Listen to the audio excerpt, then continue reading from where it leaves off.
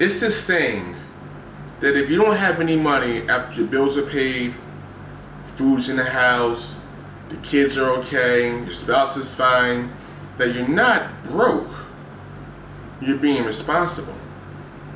No, you're still broke. I don't know who created that saying, but it's totally off basis. And I don't encourage people to live broke, to live cheap.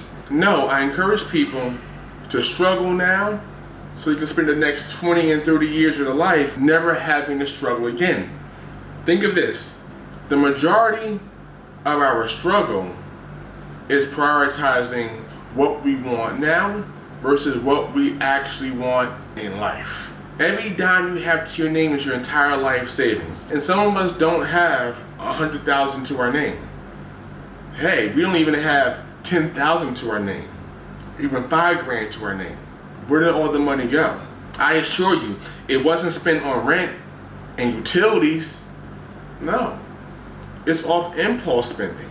Our momentary wants. How many of you had a sidekick, a two-way pager, a BlackBerry, your first iPhone, the Razor? A lot of us spent thousands and thousands and thousands of dollars over the years on phones that we don't even know what happened to them.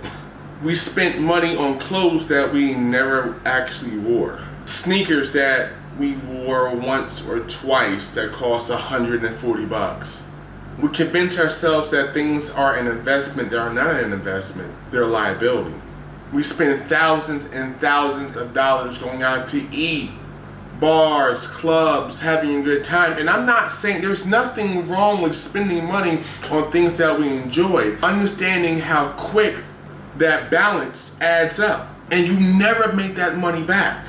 I don't care what anyone tells you. Oh, if you spend money on anything that does not make you more money than what it cost you, it's a loss. You made 100. You spent 40. You made 40 more. You made $140.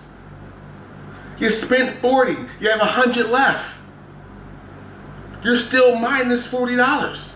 And this is why a lot of us don't have a couple $100,000 in the bank after working for 10, 15 years. If you make $30,000 a year, in 10 years you made $300,000.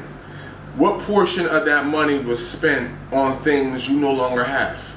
I'm telling you, you must prioritize what you want versus what you really want in life.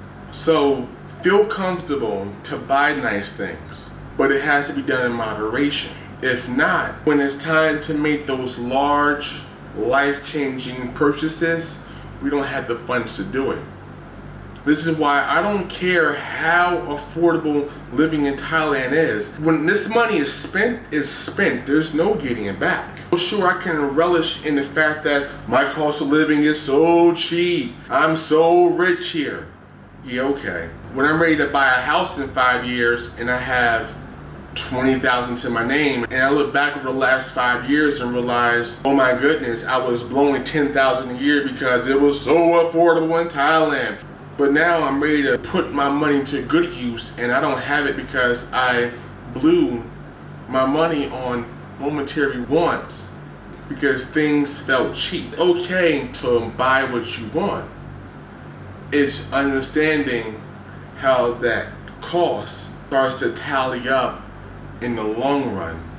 And before you know it, when it's time to buy the things that is truly going to benefit your life that you want, you don't have the funds for it. Yeah, that's my time. I'm out of here, guys.